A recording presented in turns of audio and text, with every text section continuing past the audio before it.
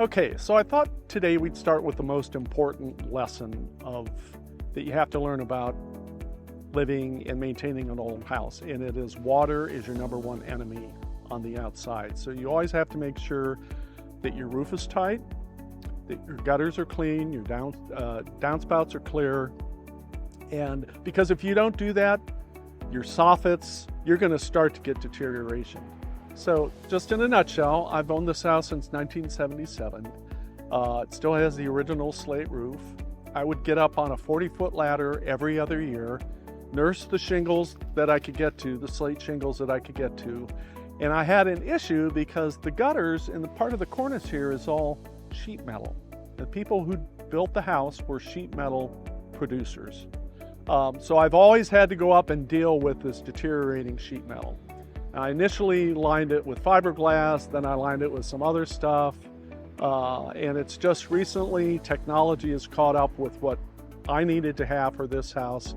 We're going to touch on that, and I wanted to also touch a little bit on how you can actually reuse and bring deteriorated wood back to life. So that's what we're going to do. And the first step I'd like to do, if you're okay with it, is we'll go up on my porch and we'll take a look at the components of the cornice. Okay, come on out.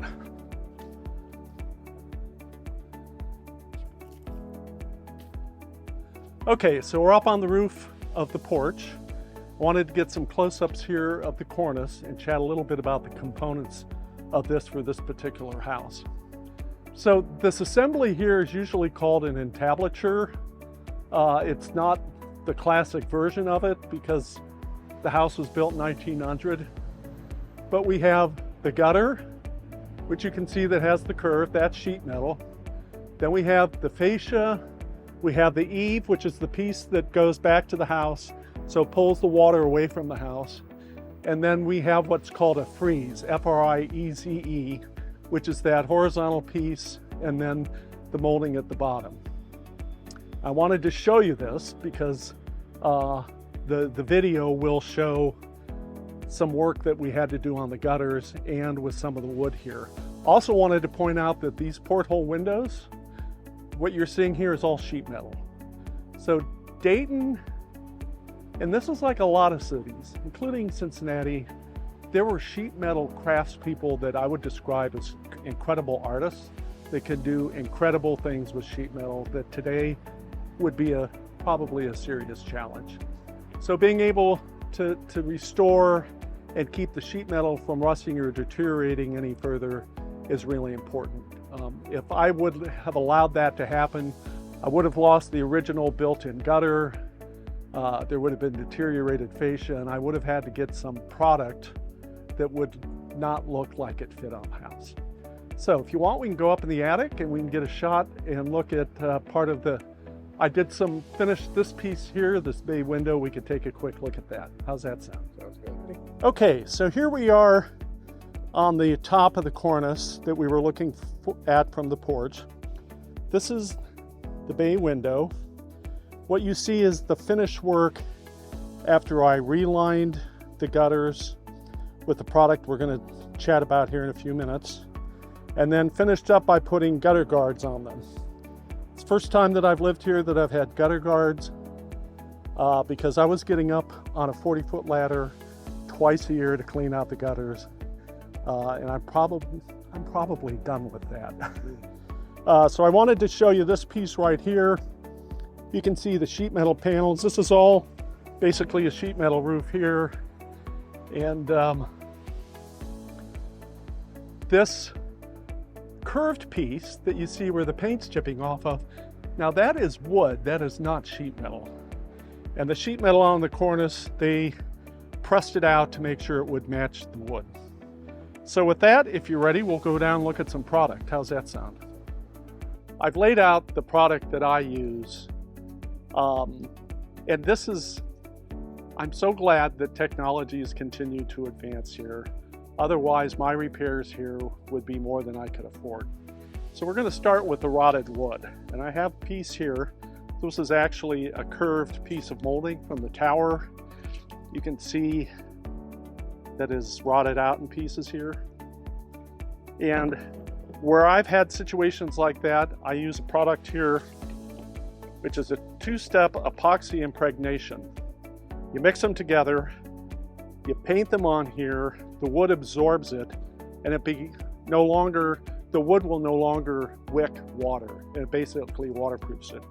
So here's a piece that I did coat on there. And then the second product that's made here is a two-step lightweight epoxy putty process. And what I have done in a couple of places on the house here where I've had holes in the sheet metal is I put the two pieces together. You put them on the surface. It will dry, and then what you do is you come back and you start shaping it. And what I use for that is something called a Sureform. They're all different kinds of products here. You can get them with curves or longer. And what you do is once it sets and dries, you can shave it and shape it to fit, and then finish it with sandpaper. So that's a really great product to deal with the wood rot. Now on the gutters, the sheet metal gutters, I originally did a fiberglass inlay when I first bought the house in 1978. That worked for a while, but after the freeze thaw, it started to crack. Then I went to another product that stopped it for about 2 or 3 years, and I've been tinkering around with this for a long time. So there is this great product, and the gentleman advertises on television all the time. It's called Flex Seal. And they have this tape here, comes in clear, white, black. And what I did was, on this most recent version of the gutters, as I peeled everything out that I had done over the years, I left the fiberglass in there, and then I lined the gutters with this tape. And the tape it's an incredible product. It's super sticky, it's flexible, it's waterproof. Then the gutter is lined. Then I come back and use this product, which is Flex Seal, and it comes in liquid. You can get it in quarts and gallons and all that. And then what I do is I take the entire length of the liner of the gutter that now has been lined with this, and I paint over it at least 2 coats. Then you let it sit, and then you're almost done. And then this time around, I used the leaf gutters, or the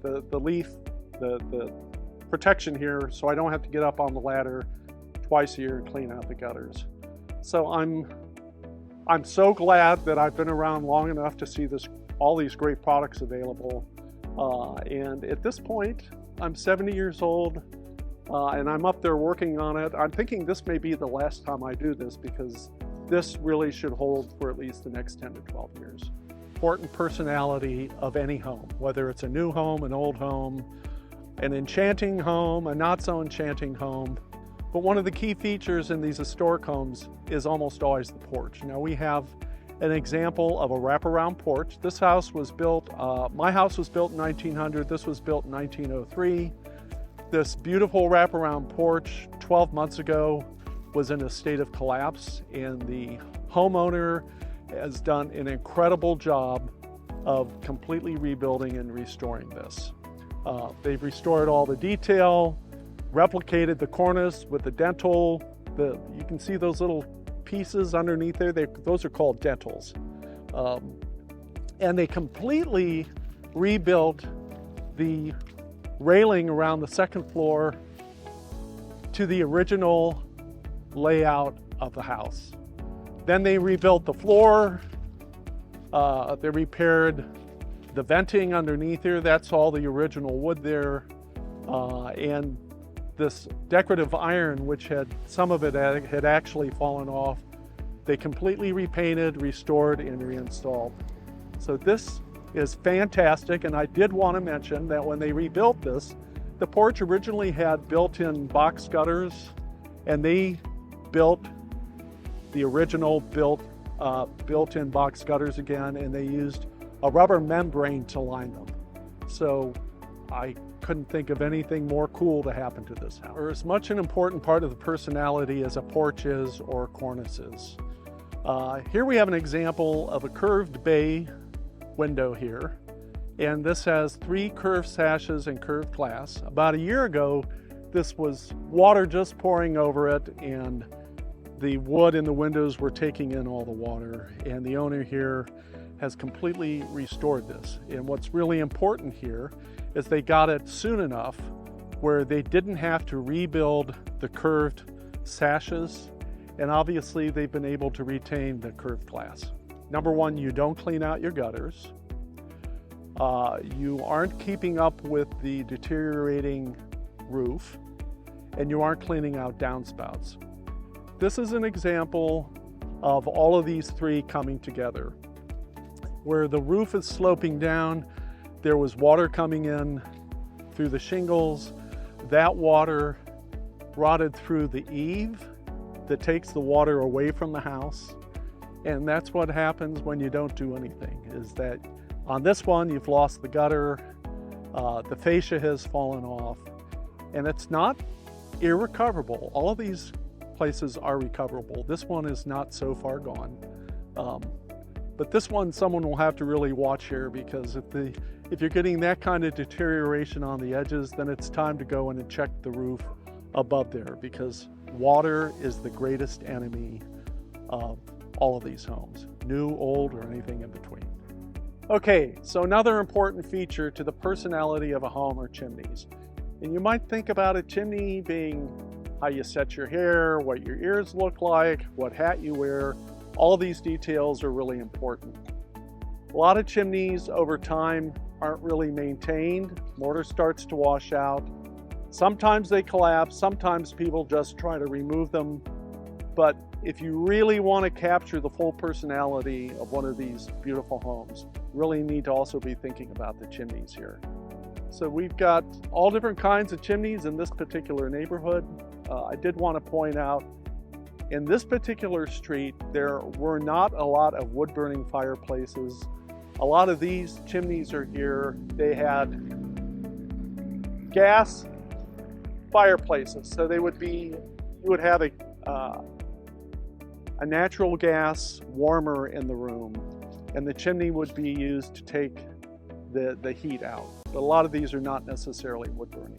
So the personality of the chimney is really, really important. One of the most common questions or requests the Landmarks Commission gets is, can I tear my chimney down? I don't think I can repair it.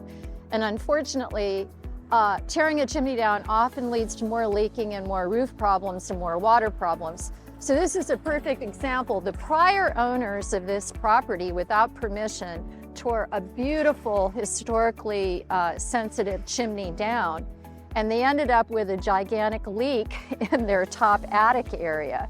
So now new owners, fortunately, are restoring this property correctly. You can see the good work they're doing on the porch, but they had to rebuild the chimney from scratch, which was way more expensive than if they would have just repaired the mortar, done new flashing on the prior chimney, if the prior owner had done that.